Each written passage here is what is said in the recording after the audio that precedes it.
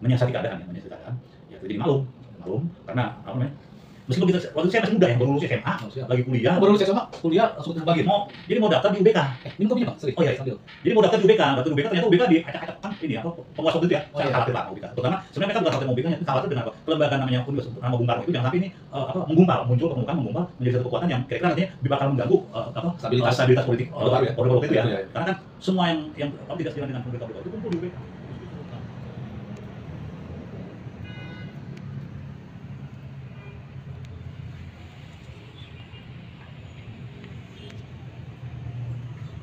Assalamualaikum warahmatullahi wabarakatuh. Jumpa lagi di acara Bagin, bincang asik generasi Indonesia. Lebih tepuk tangan dong. Jadi podcast Bagin ini kita akan membahas biografi Bagin. Nah, kalau kemarin kita sudah membahas Bagin di mata keluarga, hari ini kita akan membahas Bagin di mata para murid dan sahabatnya. Dan kebetulan hari ini kita telah kedatangan tamu yang istimewa, yaitu Insinyur Jatiulung. Tepuk tangan dong. Terima kasih Bang sudah hadir. Saya manggil Abang aja ya. Ya. Apa Bung? Abang lah ya. Abang Bung. Ya, yang pasti kita akan bicara tentang almarhum Bagin atau nama samarannya Bahtiar Ginting. Beliau adalah seorang penulis, beliau adalah seorang budayawan, dan yang lainnya kita akan tanyakan dengan langsung oleh Pak Jatiulung. Baik, tidak panjang lebar, kita perkenalan dulu dong. Tak kenal, maka ta'aruf. Baiklah, Bang, izin bisa perkenalkan diri dulu Bang. Nama saya Jatiulung, tapi kemudian di kartu nama karena selesai sarjana tahun 90 jadi pakai Insinyur, jadi Insinyur Jatiulung itu kebetulan gelar terakhir yang diberikan oleh Depdiknas, penggunaan pakai sarjana teknik dengan insinyur gitu ya. Tahun berapa tuh Bang? Hah? Tahun berapa? Saya tahun 89 selesai. Oh, siap. Jadi tahun 90, kalau nggak salah PP Mendikbud ya tahun 91 itu terakhir tuh penggunaan gelar insinyur, doktorandes. Nah, selanjutnya kan ST, SAG dan seterusnya lah. Ya, udah itu apa lagi? Oke. Aktivitas Bang? Ya aktivitas kalau sekarang ya jadi ini pengacara istilahnya sekarang. Aktivis sosial lah ya. Pengangguran banyak acara. Terakhir saya aktif diajak oleh Pak Tiasno Sudarto di Dewan Harian Nasional Angkatan 45. Saya diminta untuk membantu di wakil sekjen. Sekjen. Setelah itu ya aktivitas mulai masuk ke wilayah ini spiritual. Karena menganggap usia sudah di atas kepala 5, jadi kita pikir kalau kata orang dulu kan udah waktunya asar, kita harus mulai menyisakan waktu buat ke Tuhan lah gitu kan. Kalau bahasanya itu di part 3-nya Bagin. Memilih jalan sunyi. Itulah beliau. Beliau merupakan Dewan Pembina dari Yayasan Bagin Indonesia Center. Yang menurut saya beliau ini adalah orang yang terdekat dengan Bagin. Menurut informasi valid, kalau yang orang-orang bilang sekarang sudah informasi dari A1. Informasi dari A1, beliau ini orang yang valid untuk bicara tentang Bagin. Ya, atau salah satunya lah ya mungkin ya. Takutnya ada yang bilang, oh saya lebih dekat, Bagin kayak gitu loh. Murid-muridnya hebatnya begitu loh. Oh enggak, saya paling dekat. Wah, saya keren banget itu kalau ada itu saya senang. Baiklah, Bang. Ngomong-ngomong Bang, menurut Abang, di kacamata Abang gitu loh, sederhana aja Bagin itu seperti apa sih?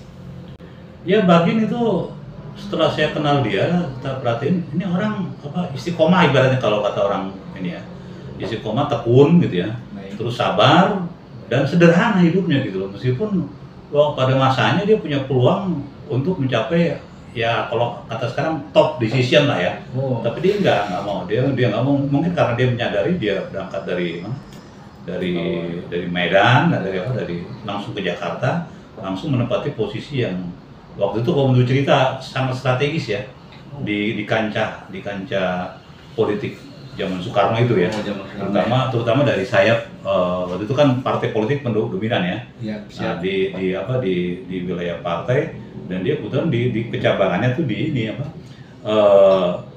lembaga kebudayaannya.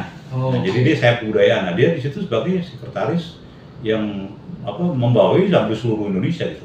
Oh, sekjen ya. Sekjen ya. Jadi itu yang saya. Itu tahun berapa Bang? Kira-kira? Itu sekitar tahun 60 berapa ya? 65 66. Oh, baik. Itu mulai dia apa? Mulai dia masuk Jakarta, masuk Jakarta tahun 50-an deh ya. Yeah. Terus kemudian mulai aktif direkrut oleh waktu itu partai kalau nggak salah PNI ya. Yeah. Dimasukkan dia di dalam sayap kebudayaan. Nah, itu dia dengan almarhum Sito Situmorang. Oh, Situmorang. Dan banyak lagi yang lain-lainnya ya. Yang nggak lama ya. Artinya ini generasi yang zaman apa ya? Sebenarnya musuh punya nggak baru itu. Bagin. Tapi kalau Situmorang kan tahun berapa itu? Sama, sebenarnya dia hanya beda berapa tahun. Oh, beda berapa tahun kan? Dan cuman para kalau kita bicara masalah dunia sastra waktu itu ya, semua sepakat bahwa Sitor ini salah satu calon penerusnya Chairil Anwar dalam hal pembuatan puisi ya, sebagai penyair ya. Nah ini dia dikatakan dan diakui oleh waktu itu Rendra ya, Gunawan Muhammad, tokoh-tokoh sastrawan era Orde Baru ya, bahwa memang betul kalau waktu itu orang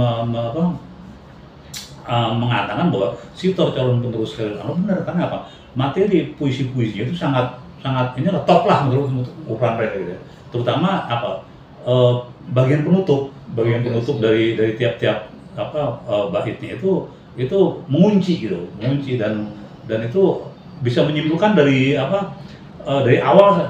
Jadi orang membaca penutupnya udah tahu tuh awalnya kayak apa gitu loh. Siap. Jadi menurut pandangan para sastrawan ya. Oke. Bagin sendiri ada di dalam situ juga. Nah, Bagin sendiri ada di dalam situ dan dia kalau dia kan kebetulan karena sekjen jadi sifatnya lebih pada administrasi. Oh, administrasi keorganisasian. Di samping itu dia juga ini aktif dalam pembuatan naskah, banyak ya. Banyak ya. Karya-karya sastranya juga ada ya. Terus juga menulis novel perjuangan ya. Terus juga selain itu juga kan juga wartawan kan. Wartawan dia berangkat tuh kalau nggak salah dari koran di Medan tuh terkenal tuh. Nah terus Jakarta dia mulai diperbantukan kalau nggak salah terakhir tuh dia sebelum ini ya Sinar Harapan. Terus sempat dia berkantor di sana di Sinar Harapan, terus terakhir dengan beberapa koleganya bikin koran itu Simponi. Koran Simponi karena kan menyiasati keadaan ya kita jadi maklum karena meskipun kita waktu itu saya masih muda ya, baru lulus SMA, lagi kuliah. Baru lulus SMA, kuliah langsung ketemu Bagin. Mau daftar di UBK. Minum kopinya Bang, sorry. Oh iya. Sambil. Jadi mau daftar di UBK, ternyata UBK diacak-acak kan ini penguas waktu itu ya. Saya khawatir lah sama UBK. Terutama sebenarnya mereka bukan khawatir sama UBK-nya, tapi khawatir dengan kelembagaan namanya Universitas nama Bung Karno itu jangan sampai ini muncul ke permukaan, menggumpal menjadi satu kekuatan yang kira-kira nantinya bakal mengganggu stabilitas politik Orde Baru waktu itu ya. Karena kan semua yang tidak sejalan dengan pemerintah Orde Baru itu kumpul di UBK. Dari Sri Sultan, Ali Sadikin, ada Malik, semua tuh kumpul di Dewan Kurator UBK di Yayasan Pemerintah Soekarno itu. Nah, itu kumpul di situ. Nah, ini yang dianggap oleh waktu itu oleh rejim Orde Baru ya, terutama dari kelompok Kopsus itu, ini dianggap sebagai ancaman. Padahal kalau saya lihat dari sisi si Pak Harto sendiri mungkin waktu itu nggak ada pikiran apa gitu loh. Cuman dari setelah ordenya menganggap wah ini bakal membesar bisa jadi ancaman nih, kira-kira kayak gitu. Ya biasa lah ya dalam politik ya. Cuman kan waktu itu tingkat represifnya beda lah dengan sekarang. Itu kan ya tahu sendiri lah bagaimana waktu itu kumpul lebih daripada 5 orang aja bisa dilaporin ke. Luar biasa dulu tidak seperti sekarang. Ya. Gitu loh. Dulu tuh kan TV hanya satu. Semua terkontrol, segitu terkontrolnya aja masih ketakutan gitu. Gimana kalau kayak sekarang gitu. Berarti Abang dan Pak Bagin itu ada di suasana zaman seperti itu kita masuk di dalam suasana itu, tapi kan karena kita anak muda, saya nggak ngerasain tuh kalau dalam situasi represif yang ada di dalam ini jiwa kita kan ini aja fun kan, semangat gitu loh, semangat. Padahal Bagin ketar-ketir gitu. Padahal Bagin yang lain itu serba waspada. Kita bikin wah kita jadi kebayang tuh waktu saya baca buku apa heroisme anak-anak tentara pelajar ketika zaman revolusi ya. Itu saya ngomong sama bapak gini, kalau itu lagi ramai tawuran. Iya. Tawuran anak-anak sekolah kan. Oh, jadi udah tawuran itu dari udah ramai tuh banget ya. Jadi satu ketika kita lagi jalan pulang, lagi jalan kaki dari jalan Batu Merah ke depan ya, tawuran tuh. Lalu saya ngomong, bapak gini, dulu zaman perang itu kayak begini nggak? Ah, kau benar kau. Ah, kayak gini nih. Nggak ada takutnya.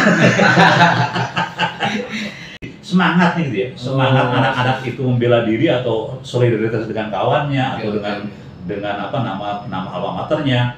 Nah, ini yang saya bilang jangan-jangan begini Pak ya. Waktu anak-anak muda itu ikut perang dengan Belanda, melawan Belanda hanya modal celurit, modal pacul, modal panah, modal tombak. Iya kira-kira kayak gitu tuh.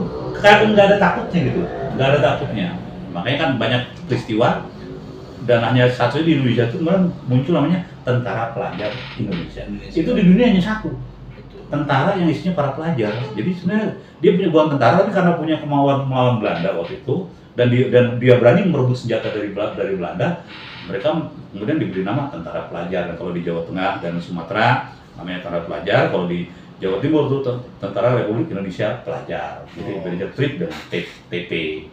Nah, itulah yang kemudian banyak memberi peran di dalam pertumbuhan negara ya. Baik. Negara baik itu di militer maupun di. Kira-kira Bang di masa itu Bang ya, apa yang dilakukan oleh Bagin yang paling terlihat? Kalau yang Bagin ini, ini Bagin perannya ada di sini. Jadi begini, pada saat itu. yang saya lihat itu dia tanpa sadar dia melaksanakan apa yang disampaikan oleh Soekarno. Jadi ajarkan apa adanya, jangan dibuat-buat. Nah, Bagin itu mengajarkan kita dengan perbuatan gitu. Padahal beliau seorang penulis naskah ya. Penulis naskah. Harusnya kan dia tahu ada sandiwara gitu kan. Dia dengan perbuatan. Saya karena kan begini ya. Saya waktu itu selesai kuliah, terus belum selesai kuliah saya udah diterima di PNS dulu saya itu. Di Diknas ya, di Diknas saya sebenarnya ditempatkan di Pusat Arkeologi Nasional. Jadi setiap kali saya pulang waktu pulang itu habis jam istirahat, kan dulu kan PNS itu kan dicuekin. Artinya kita ada cerita tuh PNS cuma makan gaji buta.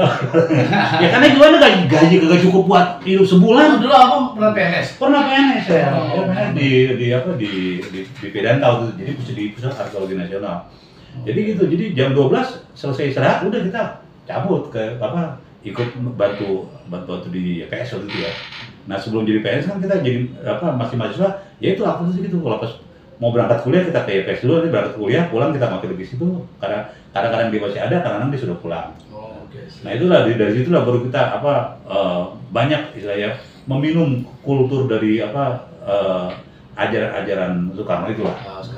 Pikiran Soekarno. Dan Bagin itu loyal ya terhadap dan Bagin caranya dia ini kita nggak seperti kayak guru di sekolah. Ini kau baca coba ini. Setelah baca, coba kau resumein. Saya kan waktu itu belum begitu paham. Maksudnya kau simpulin lah itu apa yang tadi baca itu. Kalau kau nggak bisa nulis, kau cerita kau. Terus pedagogi lah ya. Terus apa? Apa kalau dia saya baru sampai dari kuliah tuh. Apa oleh hari ini? Pertanyaannya. Jadi begini itu sudut pandangnya seperti ini. Nah, saya bilang ini masuk dalam tese atau antitese? Ini masih antitese dari proklamasi. Ini masih antitese. Jadi kita belum satu ke arah sintese baru belum. Nah, kita inilah yang nanti membuat sintese baru kata dia gitu. Baiklah, tahan Bang. Masih panjang ya Bang. Kita ngopi dulu sebentar ya. Ngopi dulu ya, Kita ngopi dulu. Oke, beri tepuk tangan dong buat Pak Jati.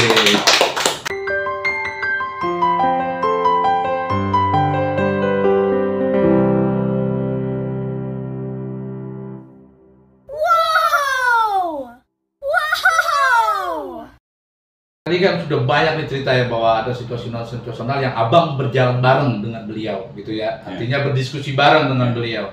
Nah, yang saya ingin tahu Bang, hal apa yang menurut Abang itu bisa mempengaruhi Abang? Apa yang Bagin berikan sampai menurut Abang sampai sekarang ini pengaruh banget lah buat saya gitu. Ini yang sampai sekarang masih dan itu kita rasain ya bahasanya dia nih. kau pisahkan antara kerja dengan uang. Jadi jangan kau pikir kerja harus enggak. Jadi beda antara kerja dengan uang itu beda urusannya. Nah ini kan lama nih, pengendapannya lama gitu. Apa gitu? Lama gitu. Gue kerja nggak dapet uang. Sementara orang lain ternyata ya benar. Jadi rupanya kerja sebagai sebagai kemauan kita dengan kerja sebagai katakanlah sebagai buruh itu beda pengertiannya. Beda. Nah kerja kita ingin wujud cita-cita ya kita nggak pernah ngitung apa nanti dapat berapa, tapi itu apa yang kita perbuat kalau yang itu bermanfaat buat masyarakat kita nggak usah pikirin uang, nanti uang juga akan datang dengan sendirinya gitu loh. Jadi pisahkan antara kerja dengan uang kata dia gitu. Nah, pisahkan kerja dengan uang. Jadi uang itu belum tentu dari hasil kerja keras dan kerja cerdas. Mungkin itu ya yang bagi terminologinya seperti gitu. Atau lebih ketika bekerja menjiwai lah dalam bekerja, cintailah pekerjaanmu. Maka nanti uang itu cuma ngikut ya jadi passion bisa dia. Kalau istilah sekarang tuh passion. Ya dapatkan passion dari setiap hal yang kita lakukan ya gitu ya, untuk kita kerjakan ya. Baiklah top nih Bang, artinya sudah banyak hal yang menurut saya Abang ini paham ya tentang Bagin ya. Dan menurut Abang nih Bang, kalau Bagin hari ini masih ada, mungkin kan atau gini lah, dia punya cita-cita nggak sih Bang yang disampaikan ke Abang, seandainya itu loh, atau dia pernah ngobrol, gue lagi pengen buat ini nih, saya pengen buat ini nih, ada nggak sih hal itu menurut Abang ini belum tercapai? Ada. Apa tuh Bang? Ada. Jadi gini, waktu saya tanya, sebenarnya apa Pak ini?